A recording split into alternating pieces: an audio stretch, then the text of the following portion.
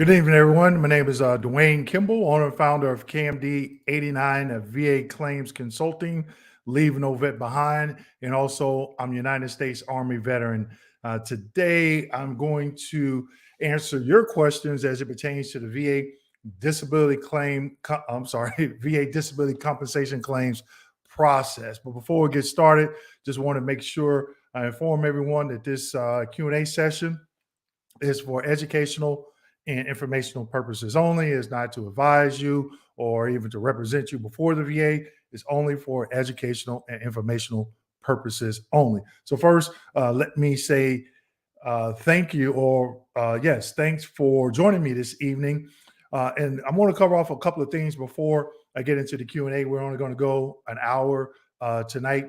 So the first thing is I'm still been hearing that a lot of veterans are not receiving their rating decisions in a timely manner once the VA makes a decision. Okay.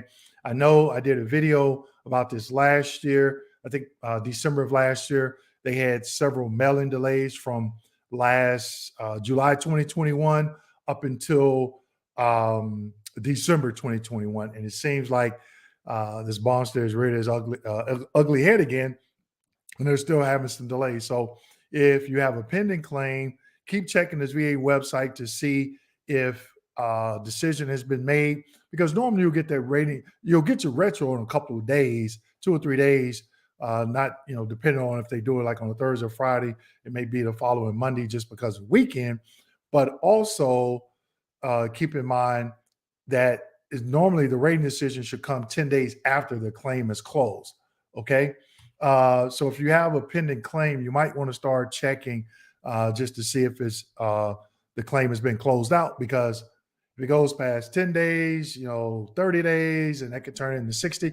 I talked to a couple of vets that say, hey, they gave me a decision 3 months ago and I still haven't received a rating decision in the mail. Okay. So you definitely want to be on the lookout for that and stay on top of it. All right.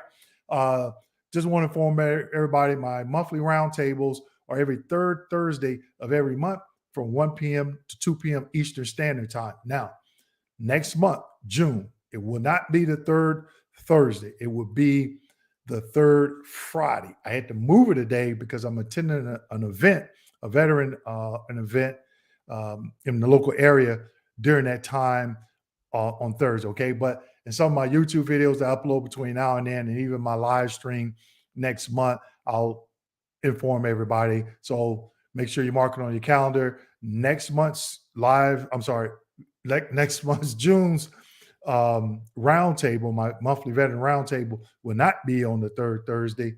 It will be, I think that's May 17th on that Friday, but still 1 p.m. to 2 p.m. Eastern Standard Time. Okay. And before I get into the Q&As, I still challenge all veterans, make sure you get a copy of that VA claims folder. In the description section of all my videos from last year and this year, I explain how I went about getting my claims file. Okay. And I put it in the description section. It's super easy, but the downside, one of the cons to it, you may have to wait. And a lot of you may ask me some questions tonight. Hey, how do I do it? How long does it take? There's no set time. I've heard people getting it 2 months, 3 months, 5 months, 8 months. It took them 11 months to get mine. But also keep in mind, that's something that you don't want to sleep on, because if you get a rating decision and you want to do a high level review due to you feel that there may be an incorrect effective date, the percentage may be incorrect, or the denial may be incorrect. You only have 12 months, 365 days. Okay. So I needed that information to help me win my appeal back when it was called appeal. Okay. All right. So that being said, we got 44 people here tonight. So make sure you click that like button. And if you're not a subscriber, please subscribe, support the channel. I definitely appreciate it. Okay. So let's go ahead and let's get into some questions. Okay. First up, championship rounds. If I had 100% TDIU for 6 years, and then I got re-awarded with 100% permanent PNT scheduler, does the 20-year rule start over for me, or does it continue from there. Well, you have to look at the rating code sheet, the number of conditions that you have, because on that code sheet it will have different effective dates. Okay, so I'm assuming you're asking about, if a condition is increased or a new condition that you claim or a secondary condition gets you over the hump. All right. So when you look at that rating code sheet, each condition, whether it be PTSD, migraines, whatever, will have an effective date. All right. So definitely you want to have that in your arsenal. You can count the number of years. Frank, good evening. Good evening to you, Frank. Now I'm at SMCL, 8 in attendance. Now have claim in for Parkinson's due to Agent Orange. Could Parkinson's increase SMC to high level? Frank, that's a good question. I don't have all the SMCs memorized. Okay. I use a book here. Okay. And I shared this in some of my training. Okay. And it's just a SMC book that I put together. And it says, SMCK, the criteria for that. SMCL, the criteria for that. All right. SMC, what we got? SMCM, SMCN, SMCO, got half steps, and P. So to answer that, I would have to go out and look to see what are the requirements for the SMCs above L. All right. Keep in mind, everyone, the VA regulations, it is huge.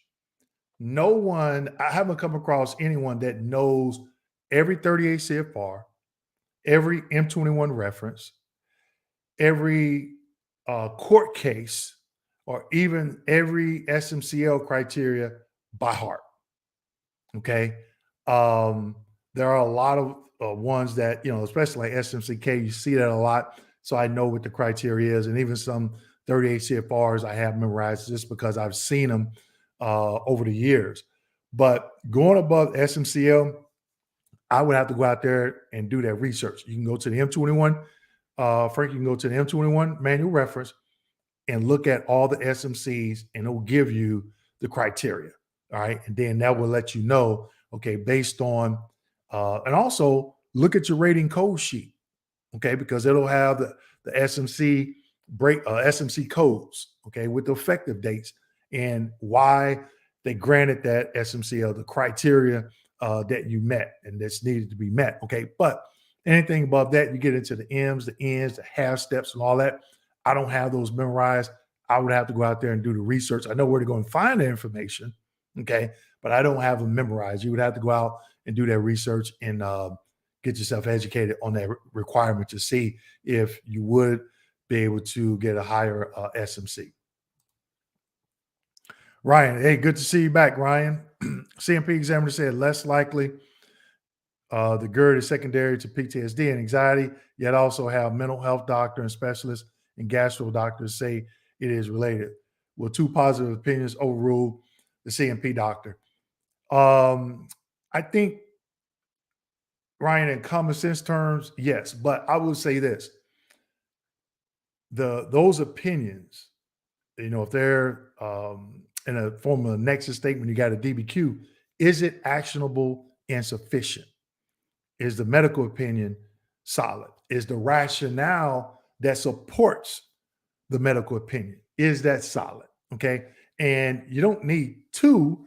You can have two, that would be up to you. But again, if you go to the CMP exam, I've seen veterans submit an actionable and sufficient DBQ, and the VA employee still schedules a CMP exam. And that DBQ and Nexus, they could have used if they so choose to, but they chose to schedule a CMP exam. The vet goes. Let's just say you have two opinions, and the vet goes to the CMP exam, and that CMP examiner gives a negative opinion.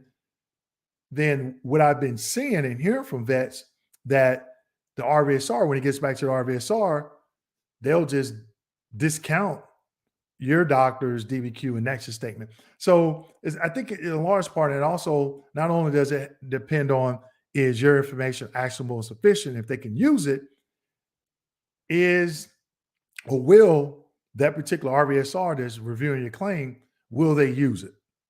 Will they use your doctor's information, positive information, over the VA CMP examiners that has negative information? And that's going to depend on the individual that's reviewing the claim. And there are hundreds of adjudicators. So I can't say what each individual adjudicator can do, but I will say this: they can use it if they so choose to. And if they don't, in the notification letter, it tells you what your options are as a veteran. All right. No C file yet. So no DBQ. How many months you been waiting, Ryan, for that C file? James Long, how you doing? Beverly Wilson, hey, good evening. All right. JP, can you request permanent total from your local regional office? I've seen veterans do this, and I would say no. And here's why. Because you have to have an overall, let's just say, schedule. We're talking about, for veterans, 80, 90, 100%, not IU or anything like that. So let's just say you're at 90% and you filed a claim for permanent total. You say you just put it on VA form 21-526CZ.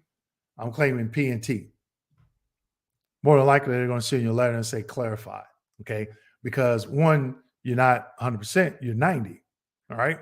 So normally when that veteran reaches that threshold of 95%, then the adjudicator is either tasked with granting 100% with the Chapter 35/P&T or scheduling a routine future. Okay. So if you just put P&T, I'm claiming Chapter 35 P&T on a claim form, and you're 10% for tinnitus, then they're going to deny that. All right. Traveling Terry, how you doing? How you doing, sir? Hey, Dwayne, if you qualify for TDIU, let's say with 50% migraines, 50% depression, is it a pretty sure thing that they will send you to CMP exam for both to process your request? All right. Yes, Terry. And here's why. I did a video, I think it's been over a year ago, I believe, on IU, the criteria and what IU is. Individual unemployability is not a standalone claim. If you just when you fill out that VA form 21-8940, and it asks you what conditions, I think it asks what conditions prevent you from gainful employment, or service-connected conditions prevent you from gainful employment, something like that, then that is a claim for increase. So obviously migraines, you're maxed out. But the 50%, then either they can give 70 and or 100%. All right. And then they have to address the IU. And in the video, I talk about, I've seen them CNC the migraines at 50, obviously. Well, not necessarily. CNC the migraines at 50 and CNC the depression at 50, and then they turn around and deny IU. I've seen where they did a proposal to reduce the migraines and depression and turn around and deny the IU. I've also seen it where they've CNC the migraines at 50, granted the increase from 50 to 70% for depression, and granted IU. Okay. And I've seen it where they CNC the migraines, increase the depression from 50 to 100%, and grant overall 100% with Chapter 35. So there's so many scenarios. But to answer your question, it is a claim for increase for those two conditions. Keep in mind, your migraines are already maxed out at 50. All right. So I hope I answered your question there, Terry. Hey, Bats. Hi, going to CMP for plantar fasciitis, anything to watch out for? It's going to depend, I think, on the examiner. When I went in for my flat feet, the doctor didn't even look at my feet. She didn't even ask me to take my shoes off. So she already had her mind made up that she was going to deny this claim. Okay. And some other videos you probably heard me talk about, I had 4 CMP exams. I believe right before, one was right after the DBQs came out, but 3 of them were before the DBQs. She didn't even look at my feet. She didn't, so I knew she already had her mind made up before I even walked in the door. Okay. Because how can you evaluate somebody and not even look at their feet as it pertains to, especially plantar fasciitis and flat feet? But also, I would say, look at the diagnostic code criteria. What is the criteria for, and I think it did change for plantar fasciitis. Okay. I believe it's on the musculatorial body system in the 38 CFR in the rating schedules. I think it's subpart C. The criteria did change. I think you only get 10 and 30, if I'm not mistaken. But it used to be mild, moderate, and severe, but it has changed, if I'm not mistaken. Go out there, look at it, and see which criteria you meet for that. And then you'll know, okay, well, I meet the 10% criteria or I meet the 30% criteria, because it doesn't matter if you're claiming a secondary or increase or on a direct basis, if you meet that criteria, or if, you've gotten to the point where they say, yep, the veteran warrants a CMP exam. So then the veteran needs to be educated. Okay, what criteria do I meet? All right. Chris, hey, Chris, filed a claim for an increase for 2 conditions back in December 30th, 2021, and a new claim on the same day. I had a CMP exam for the increase, but none for the new claim. Is that normal? Yes, because then it's going to depend on how, under the 5 ways of service connection, which I've done 3 different videos on that, under the 5 ways of service connection, where do those new claims fall? And if they didn't fall under one of the 5 ways of service connection, then, they possibly get denied. But I've also seen VA employees make mistakes and overlook things and say, oh, well, the veteran should have had a CMP exam because they did meet the new conditions, did meet one of the criteria under the 5 ways of service connection. So keep in mind, people, individuals that work at the VA, they're human. They make mistakes. Okay. They're on a quota system. They're rushing through this paperwork, trying to get veterans answers, and they're looking at a lot of paperwork. Okay. So, bear with them. I think some mistakes shouldn't be made, but some are. Okay. And I'm not making an excuse for any of them, but just keep in mind, they're human. They make mistakes. I talked about it in one of my roundtables a few months back, where when I was rating and I was looking at this rating, I was going through it. I'm like, man, this rating is so screwed up. This rating and just make me so upset. And I was like, well, I'm going to email this person and see what they were thinking, because they screwed this rating up. And so back then, you would have your first initial last name on the rating code sheet, and you had to sign it. So I go to the rating code sheet to see who had it. Guess what?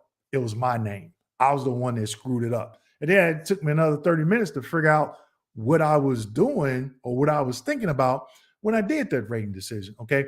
So they're human. They do make mistakes. It could have been overlooked. I don't have an answer as to why you didn't get the exam, but I think as veterans, you can look at, okay, this is what I claim. Where does it fall under the 5 ways of service connection? Okay. All right. We got 85 people. Make sure we get these likes up. Gator fan. All right. Do you have to have a certain percentage to apply for aid and attendance? Normally, it's customary. You see 100%. That's not always the case, but I would go back and provide the same answer. I can't remember who asked about above SMCL, the Parkinson's disease. Look at in the M21, and I love using the M21, even though it's just a reference, but it's easy. It's easy to search, and then at the bottom of the M21, it'll give you the 38 CFR. It'll give you a court case. It'll give you another M21. So if you hear me talking about that a lot, it's just a reference. But then you can look, you can search aid and attendance, and you can see what the criteria you need that's needed to meet it. Okay. Everybody's claim is different. Everybody's situation is slightly different. All right. Go out there, take the time, and look at what is the criteria for what I'm trying to do, or you, what are you trying to do in this case, and see if you meet it. Okay. Oh, sorry. Okay, there we go. Stay blessed. Good evening, everyone. Simplify. All right. Okay, Miss DD, I see you got here on time. Last time you were the last, you was the last person. So I don't know if you saw, I did respond, but it was after I already logged out. So good to see you. Did you go down to the 95th and Dan Ryan and get some posters? That's the question. Oh, I'll take a 3-piece from Harold's on 51st Street. All right. All right. Glenn Dozier, hey, how we doing? Calvin Smith, thank you. You're welcome. Got my letter in the mail 2 days ago. Hey, congratulations, Calvin. So everybody, let's give Calvin a big thumbs up and show our appreciation that, hey, you made it. You made it. I'm glad that you're able to get your benefits maximized. But Calvin, a lot of people, they get that rating decision and notification letter showing 100% PNT, but they don't look to make sure the effective date is right. Okay, that happened to me. They went back 2 months and they were supposed to go back 2 years. Okay, so just because you got the 100% PNT, make sure you go through it, fine tooth comb to make sure the effective date is right and they reviewed everything. Okay, but congratulations. I said appreciation, I meant congratulations. I'm sorry. Okay, went to regional office today. Got a FOIA request for the new CMP exam from appeals. The new DBQ states greater than 50% a nexus established for back claim. Okay. So did you go to public contact and submit a FOIA request and they gave you the CMP exam on the spot? Does parachute badge now just wait for the rater? I'm not understanding that, but I'm not understanding this question about the parachute badge, but I did do a video on claims, conditions you can claim for being awarded the parachute badge. So if you go to my YouTube channel, okay, you go to the main channel. So if you're watching the video, if you see me in the live stream, you can click on my name. It'll take you right to my channel. You click on the video link, and right to the right of that, there's an hourglass, and you can type in parachute, and that video will come up. You can type in RFE, routine future exams. That video will come up. You can type in IU, individual unemployability video will come up. If you type in step one, that video, 2 videos, because I did 2 separate videos over the last 2 years on step 1 of the VA disability compensation claims process. The first thing, and in those series of videos, I was basically saying these are some things I did and things I didn't do to help me be successful. So step 1, step 2, step 3. So when you go to my channel, you can do a search and just do a quick search. Just type in individual unemployability, because I have over 100 videos. So it'll come right up to the top. It could be multiple ones because I do Throwback Thursday videos. All right. So it's a good way. So you don't have to sit there and scroll through 100 videos and see what's what. Because sometimes people say, hey, send me that link. And I'll sit there and I have to scroll through all these 100 videos, whatever, or I'm trying to find a particular video and then I'll have to do a search. But it's really easy and quick. Okay. Meathead says, I had an intent to file date deadline, May 22nd, 2022. My claim was postmarked May 20th, 2022. They received it. Claims Intake Center, May 24th. Will it affect my back pay? It's from the date that the Intake Center received it. Okay. It could. I don't know. All right. I think in the description section of all my videos, I give the address to the intake center and the fax number and the direct upload.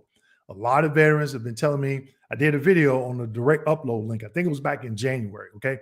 So if you submit a FOIA request and fill out an intent to file or whatever, and you submit it as direct upload, you get a confirmation email the same day saying that they received it.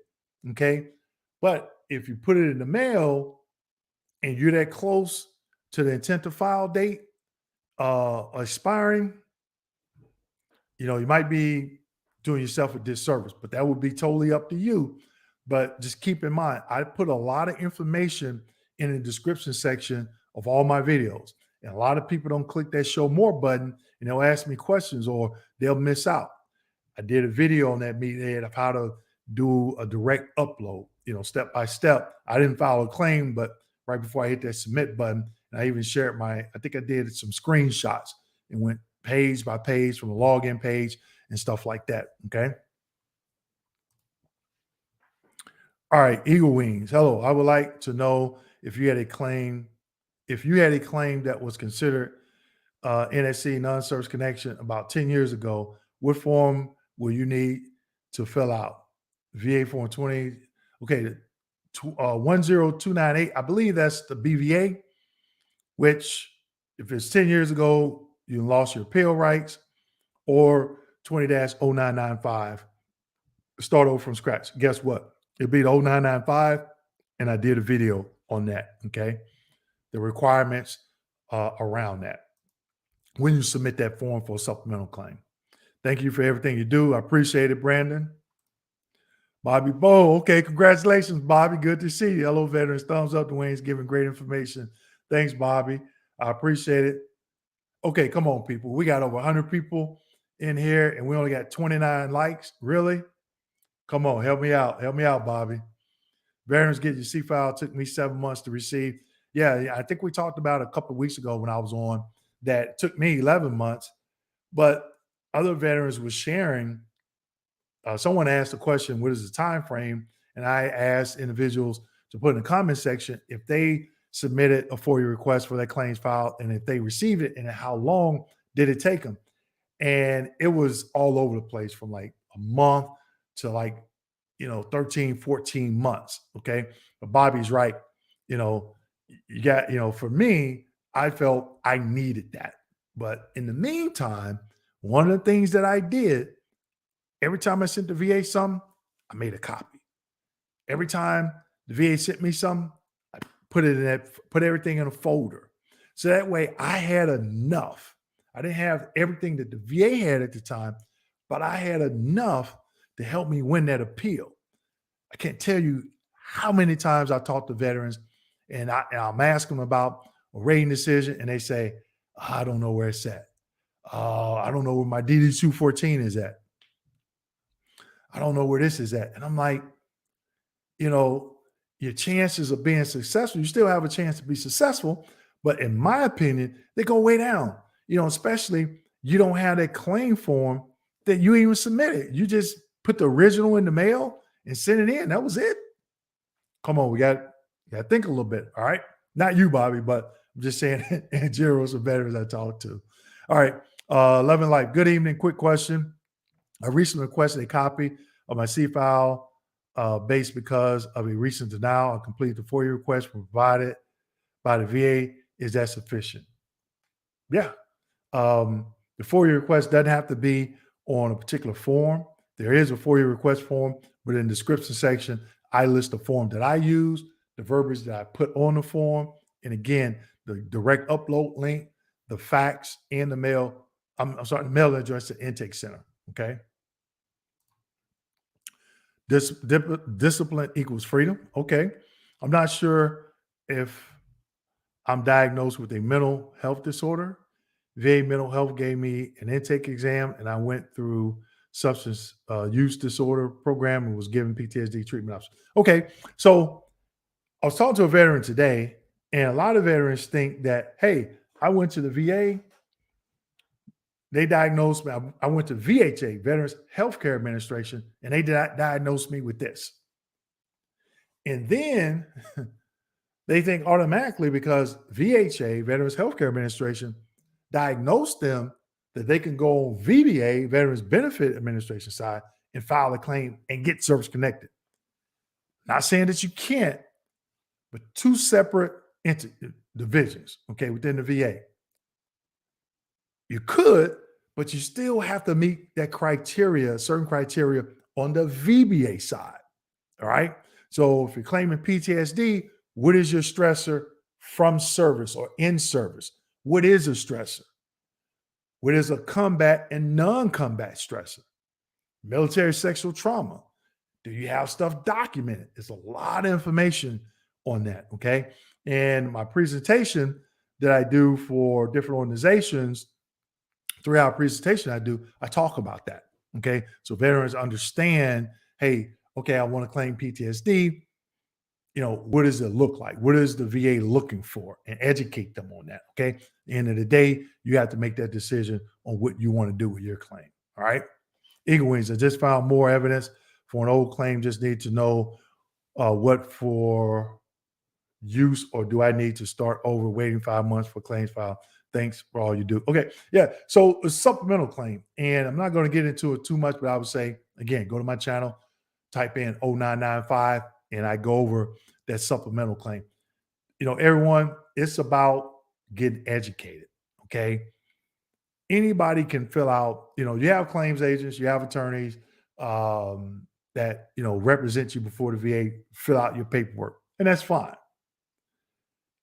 But if somebody's filling out that paperwork for you, how are you being educated on what you're doing with your claim and that claims process, how it affects it?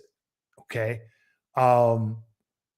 Now, I'm not saying you should have an agent or you should. That would be totally up to you. Okay. You heard me talk about I had one, but it was only for one reason. That was it. I wasn't asking them to represent me. They could, but I wasn't asking for that. I needed to see what was in my claim file on certain days. Okay. And they were able to look it up and tell me, hey, they submitted a 2507 request for a CMP exam for this, and this. Okay. But that was the only reason why I had it. That would be up to you. Now, going back to these forms, if someone else fills the form out for you, do you get a copy of it? Do you know what's worded on that claim form? Do you know what evidence was submitted with the claim form? Okay. Me personally, I would want to be involved every step of the way. So I just took the bull by the horns and I just started doing my own paperwork. But it's your claim. You got to figure out what works for you. Okay. Can a CMP examiner outweigh VA doctor? Yes and no. I'm not going to say that's a hard question. I've seen it. I've seen a CMP examiner say, oh yeah, the veteran was diagnosed with PTSD at the VA mental health clinic. The veteran doesn't have a diagnosis of PTSD. And then I always question that, because those veterans that get treatment at the VA, they're there for a certain amount of time. And so they're talking to this person, the VA mental health provider, and they're what's going on with them. And over maybe say, 6, 12 months, whatever, that VA mental health doctor said, yep, the veteran has PTSD based on whatever, a conversation or the weekly or monthly meetings or whatever. And then here comes the CMP examiner that's probably only going to see you for 15 minutes and tell you don't have PTSD, and that VA mental health provider is wrong. Now, I've seen that happen. You don't see it happen a lot, but nonetheless, it does happen. But at the end of the day, if you're claiming mental health or any diagnosis, where does it fall under the 5 ways of service connection? Do you meet that criteria? Do you have any evidence? Not saying that you do, but do you have any additional evidence, okay, to bolster your case? Eric, hey, how we doing, Eric? Sam Martinez, flat feet, heel spur, plantar fasciitis, arthritis in the feet, entered the military with flat feet. I did too. All these problems occurred through 21 years of service. Do they rate separately or all in one? The flat feet, more than likely, again, I don't know. I can't speak to see what each individual rater will do. Just right off the top of my head, I would say they will probably combine them. Flat feet being the highest or the primary, and then arthritis, if they grant the arthritis, they probably attach a diagnostic code 5003 or 5010, something like that. Okay. But it's going to, depend on, one, do you have a diagnosis? if the doctor gives you a diagnosis, um, and what's on that what's on the CMP exam. Byron, Elder Dwayne, I just looked at e-benefits and got denied for all my secondary conditions I claim. I didn't even get a CMP for any of them. How can I do to fight this? Okay. Um, wow. Um, look at the notification letter when you get it and the rating decision. Because what I've seen here recently, I only saw it a couple of times when veterans claim something secondary to a service connected condition. The VA came back and said, sent them a letter saying, hey, we need to know the baseline. And I was like, man, it jumped out like a sore thumb because I'm like, okay, I know what the baseline is. So some people, meaning the VA, they would just do that in my opinion, just to deny the claim.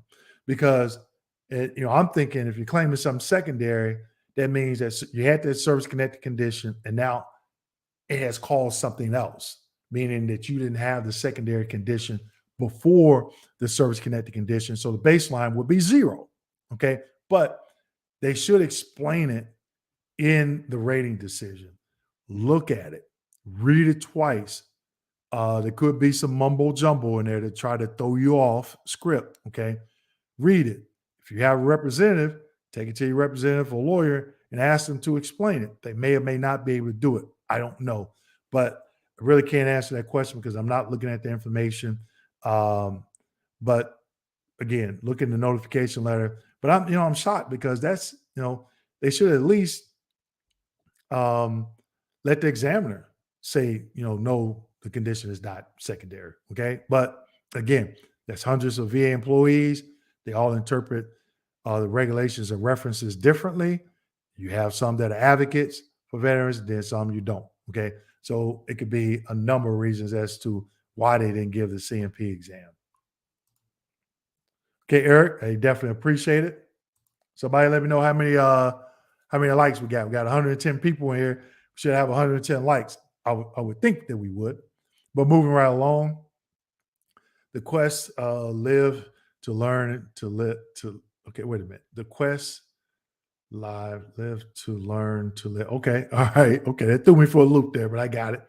Hi, Mr. Kim. I just received a DEA letter, excuse me, a booklet, and I'm 90% with an appeal open, but I'm not P&T. Is that a possibility?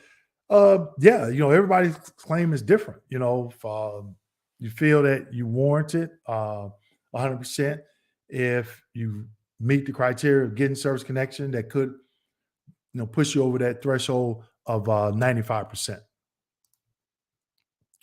Clarence, I am temporarily 100% for leukemia at the age of 61, lost job during treatment. When leukemia goes into remission, will I lose 100% or do I file secondary conditions now? It will be up to you when you want to file the secondary conditions. But what you have is, what he's saying, everyone, he has a routine future because unless leukemia is deemed terminal, it's always going to be a routine future on that. And when you go to that exam, they'll have to find out what are the residuals. Okay. So secondary conditions, if leukemia has caused you to be depressed, depression is secondary to leukemia. If it caused you to, and I don't know some of the common complications of leukemia, but cause you to have an abnormal gait, something like that, So you would only, Clarence, you would know what are the residuals from it. But, there's no time limit that they say, oh, you can only submit claims on a secondary basis in between this time and this time, but it would be totally up to you when you want to do that. Carl, what are you doing, Carl? You got a dumbbell? What size dumbbell is that, Carl? What is that? 15 pounds? What is that? 15 or 55 pounds? Let me know. All right. I had a sleep study done in a hospital. They said I had severe sleep apnea. I filed a claim with the VA, make me take another sleep study. Not necessarily. I don't think that they would. Again, I can't say what each individual person would or wouldn't do that's looking at your claim. But how long ago was that sleep study? That's a good. That's a question. Obviously, if it was, 20 years ago, I would think they probably would request another. Want another one.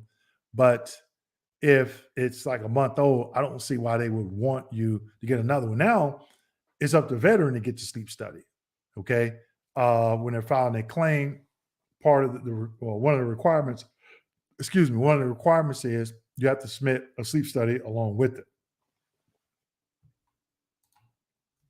Me had it, high level, I'm sorry, high level review.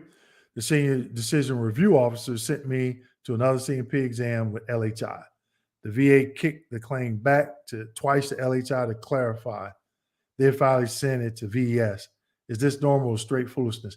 Man, if they send it back, that's not uncommon because sometimes the doctor may forgot to supply a medical opinion. The doctor forgot to use a gonometer when measuring the range of motions for a joint.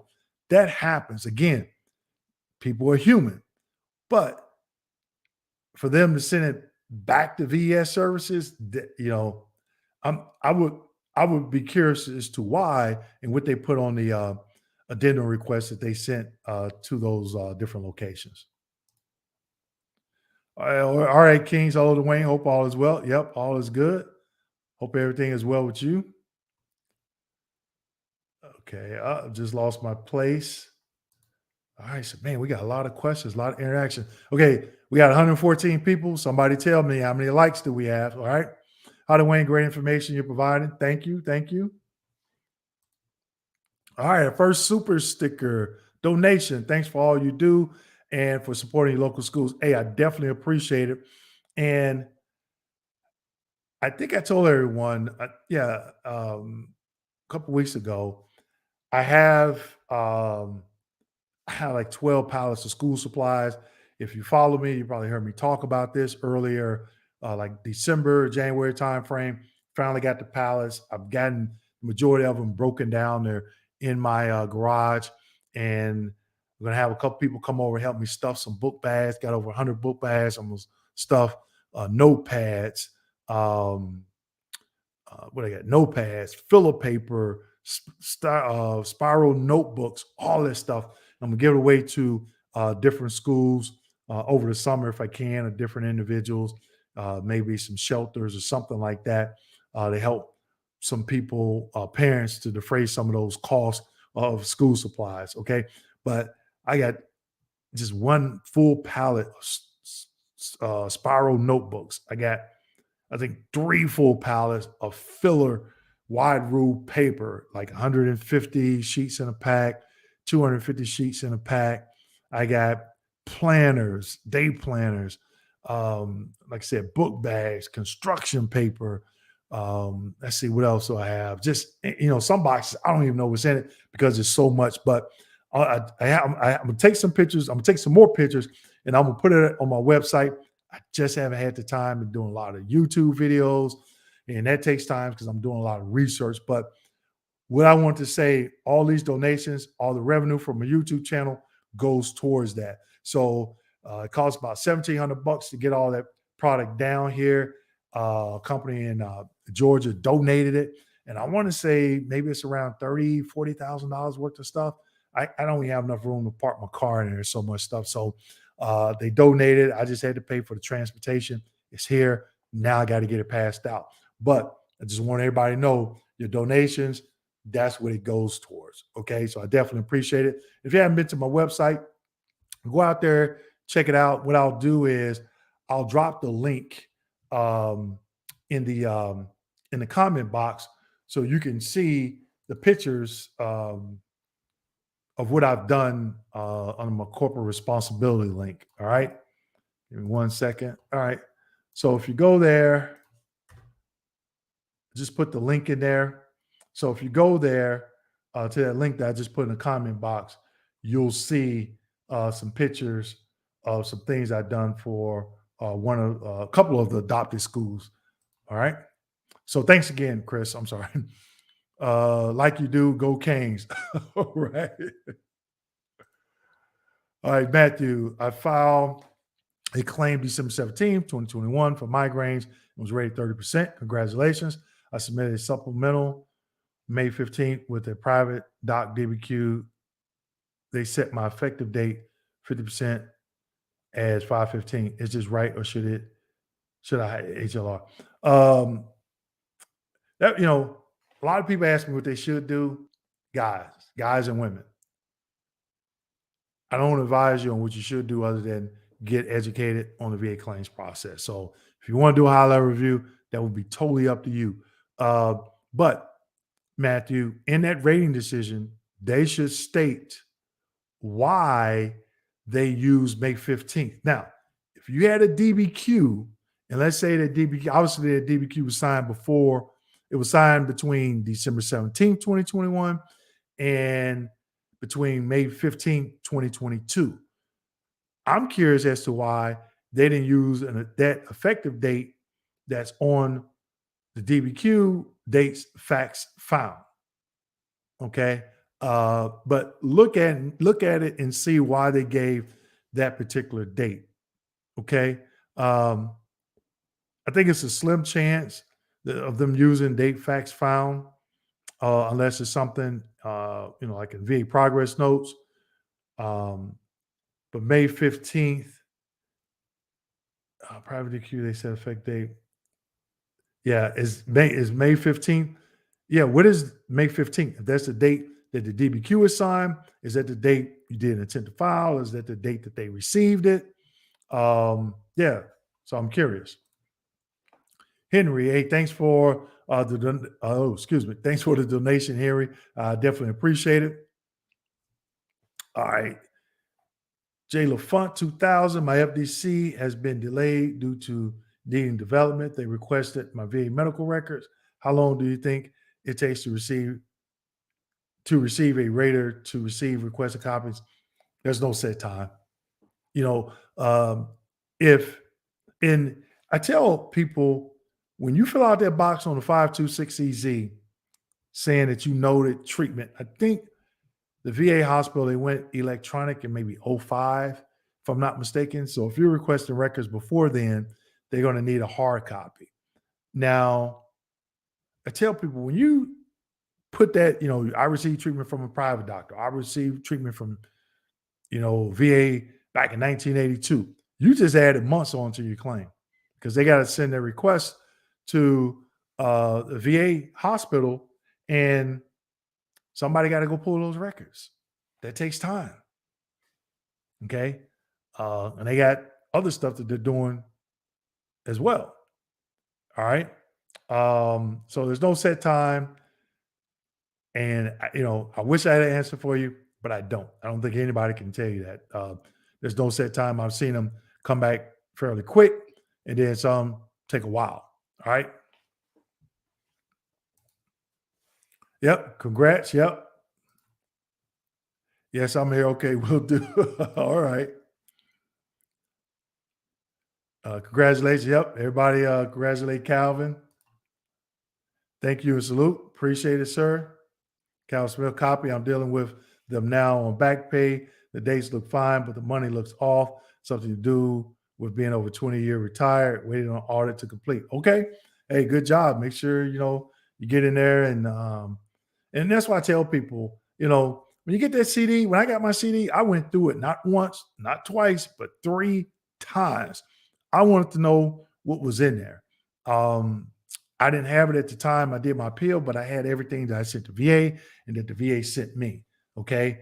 So that definitely, is a plus. So Calvin, yeah, look through it, stay on it till, you feel comfortable with the answer you receive. So should the 100% PNT be the date that you were diagnosed for your ailments? I received 100% in 2018 and PNT in 2021. Excuse me, not necessarily, DD. I've seen in rating decisions where, a particular condition was granted like a year ago, and the veteran didn't meet the 100%.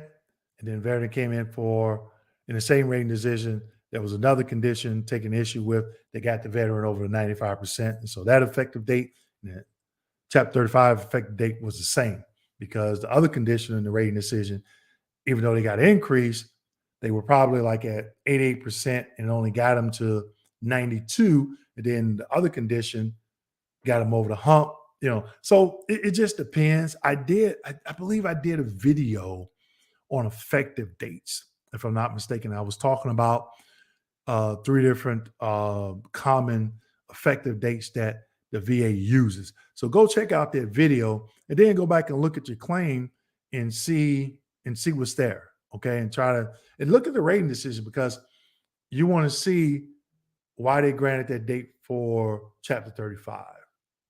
All right. Because normally you'll see those conditions in a rating decision that got you to the 95% threshold. That effective date would be the same. Normally is the same as a Chapter 35. But again, everybody's claim is different.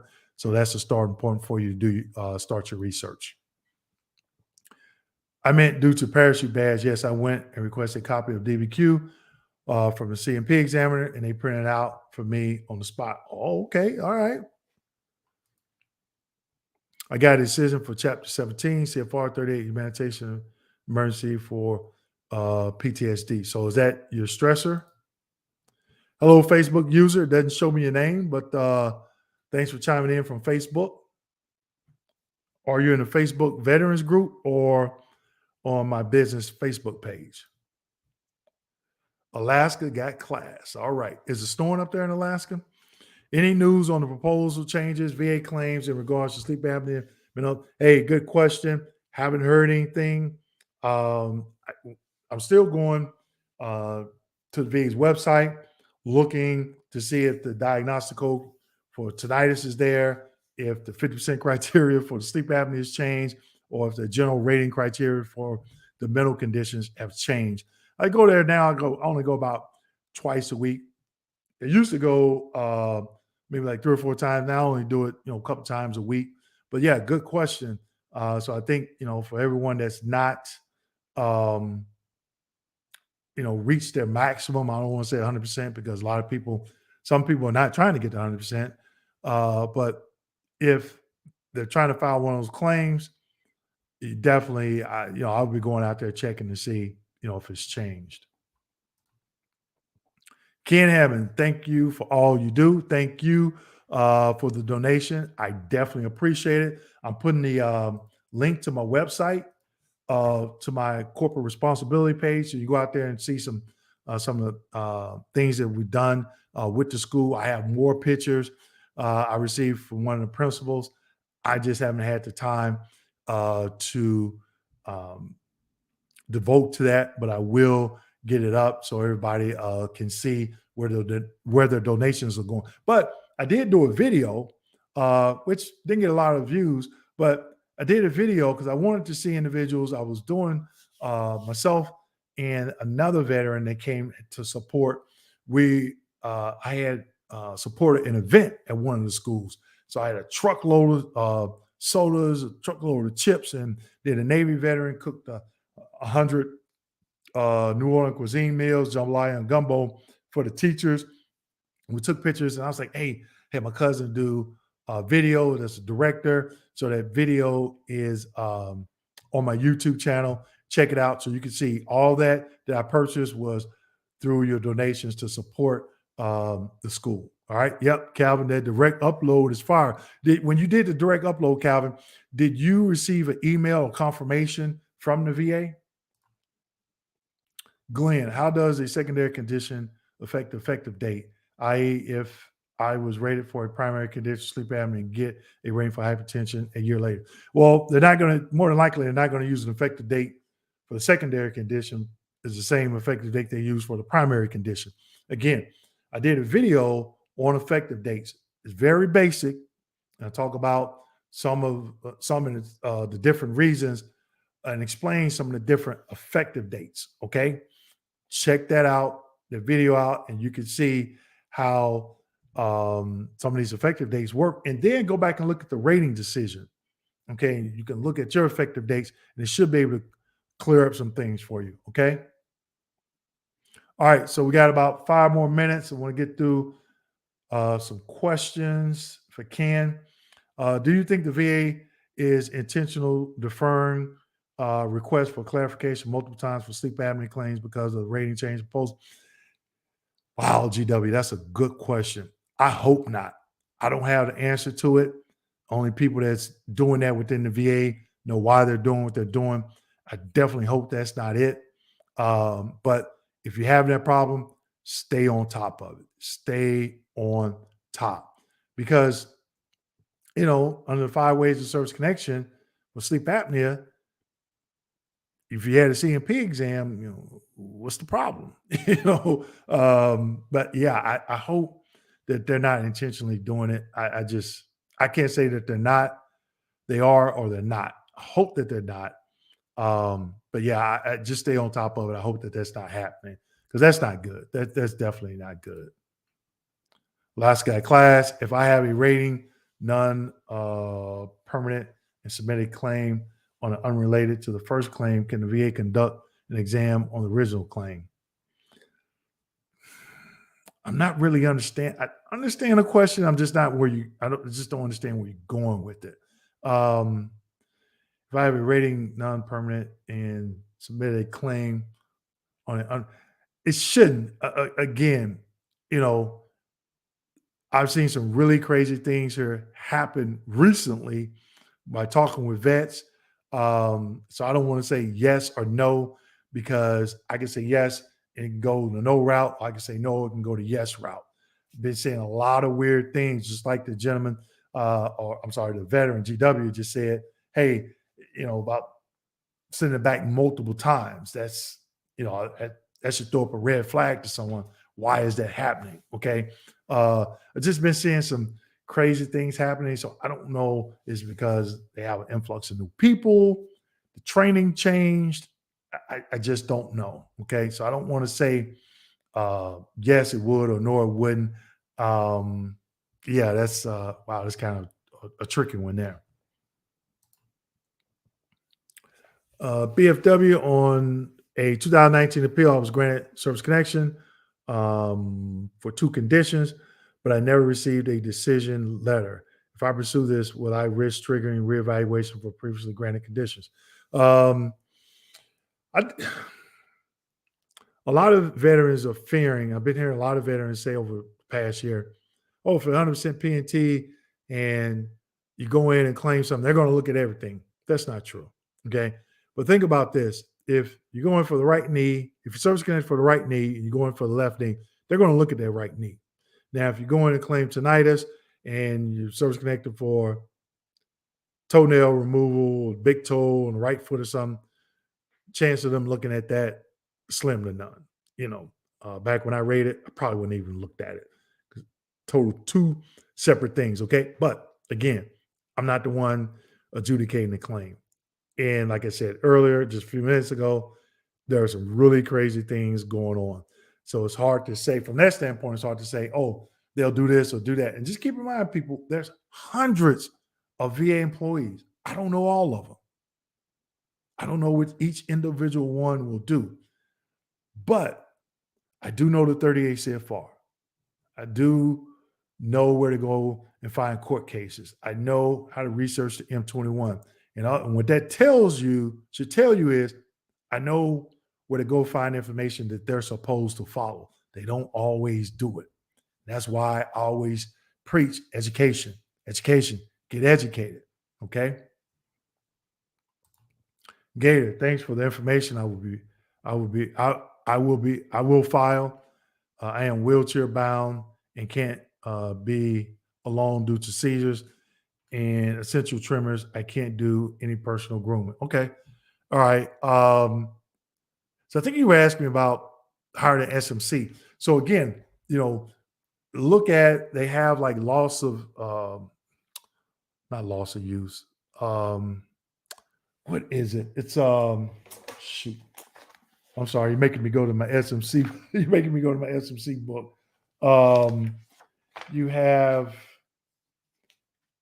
like severe damage by disease or injury to muscle group, certain muscle group, like loss of use of both buttocks, um, blindness of one eye. I know you didn't say that, deafness in both ears, but these are just some of the criteria that falls under some of these conditions. So you definitely want to make sure that you're going out here like loss of use of both feet, loss of use of one hand and one foot.